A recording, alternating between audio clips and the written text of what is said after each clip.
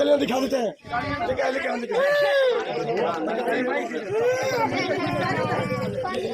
अरे तुम मत रो, सोनू तुम मत रो, पानी दीजिए इसको।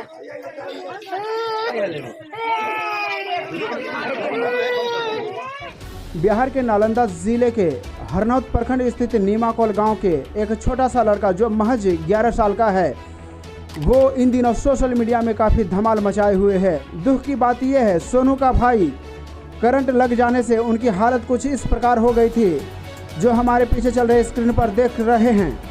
इस खबर की जब सोनू को पता चला तो सोनू फूट फूट कर रोने लगे। वहीं मौके पर उपस्थित यूट्यूबर और मीडिया कर्मी के द्वारा उस बच्चे की जान को बचा ली गई। बाकी क्या है पूरी खबर, आइए डालते हैं एक नज़र खबरों की ओर। इसी तरह की खबरों को जानने के लिए आप देखते रहिए पीपीटी न्यूज़।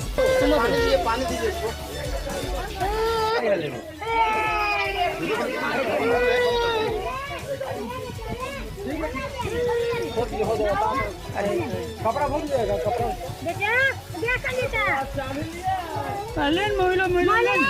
पर गिरा है। गिरल तो अजय साथिया में ले